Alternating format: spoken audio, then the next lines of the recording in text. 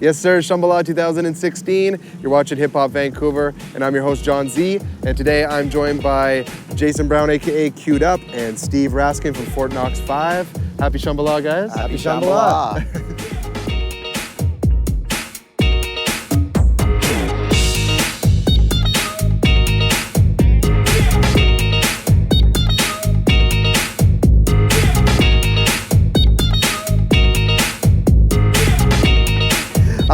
So over the years, Fort Knox Five has really made a home here at Shambhala, bringing that Washington, D.C. brand of funk here year after year. What stands out about this festival the most to both of you? It's hard to even start. I mean, from the get-go, from when we first started making music, we always had this connection, and we always joked about how it was DC to BC. There was a real strong connection of the music, and from the very first time that we were brought out here, the crowd, the whole thing was like super symbiotic, and like it was seriously from the very first moment it was family. And that's the thing for me is it's just curated really well. You know, all the different stages have a different production company that runs that stage, and it almost seems like it's a little bit of friendly competition, and you know, like everybody's just trying to do a really, really good job. And when I get to come out to a festival like this that's curated really well, when I get to see music like in some of the genres that I usually wouldn't shop in or wouldn't be like really looking for, and get exposed to a lot of music and see how the crowd reacts to it. And it's still grassroots, still no huge sponsors, you know, involved. Absolutely, and there's a certain freedom also here of being able that people are here for the music. You really aren't, you don't have to like, you know, sort of dumb down anything. Yeah. You can really play as free as you want to, and everybody brings their A game here. Yeah. So to actually, you know, people like making special things to be able to play a special set here. Yeah. You know, that's pretty amazing. That doesn't happen for most festivals, you know. There's something about this that really pushes everybody to bring their A game, to do the best. Shambhala. First of all I have to say is, this is the best place in the world right now. We love this place. This is my 11th year here. I love playing here. I love this whole place. I love you guys. This is my boy Qdup playing with me. And after this, we're gonna get funky with you.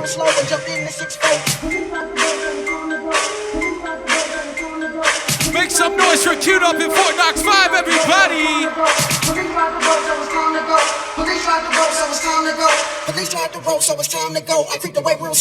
No, Steve, this year you're joined, of course, by Qdup. And talk about the Funky Fort Deck set that you guys just threw down. I loved it. I was there jamming out. It was a hell of fun. Well, this is something that John and I had been doing for the last couple years.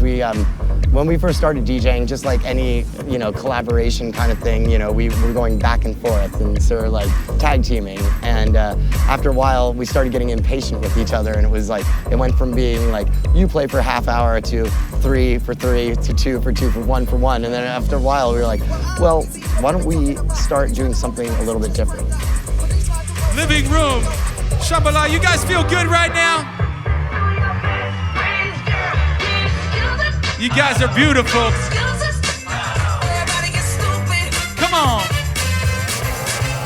Here we go. With John falling ill, I turned to the only person who could be in this role with me, which is Jason.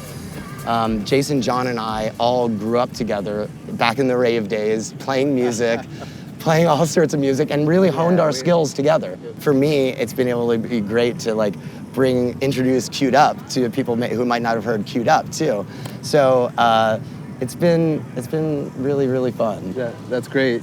I mean, of course, you did just touch on the passing of Jon H, Jon Horvath.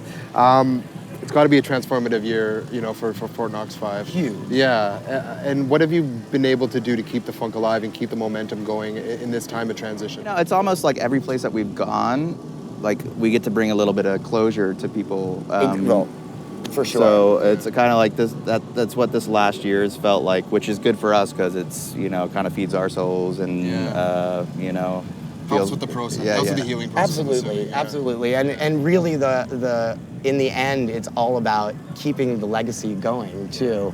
I remember right when everything happened, somebody had asked me like, so what happens now? And I was like, well, now we do it twice as hard. We got Eric from Insomniac Media here. He wants to give the boys a gift. It's a beautiful, wow, look at that. Beautiful shot of Jon H from Fractal a couple years ago, and all the family over at Fractal. One more time, make some noise for our brother I know Jon John H. specifically would really want us to be out there pushing it. You wouldn't want it any other way. Man. Absolutely. Are there any party people in the house tonight? Yeah!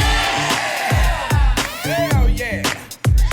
All right, party people, let's do this. Come with it. Hell yeah! Now, earlier this year, Nicholas Alvarado, aka Pumpkin, passed away in an untimely car crash.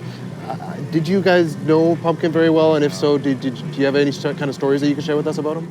The thing that tied John and Pumpkin together was this idea of sort of looking out for each other. And from the moment that we saw him play, John said, "Oh no, you have to come to Shambhala.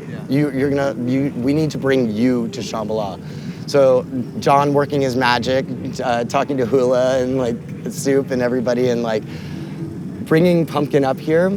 I remember that feeling of everybody being exposed to what we already knew was this pure, beautiful music. And on stage, right when Nick started, was our friends Rocco and Emily, who do Betty and Cora, myself, John, and all of a sudden, all these people who just kind of like came up there. They're like, I saw Pumpkin here, or I know blah, blah, blah. And all of a sudden, all these people came together, and to this day, we're all friends. Yeah. And the group keeps growing, too. And it's something that's really important, just to keep both John and Nick are so in the music with us now that they will always be that way. Shambhala, make some noise for my brother Pumpkin, yo!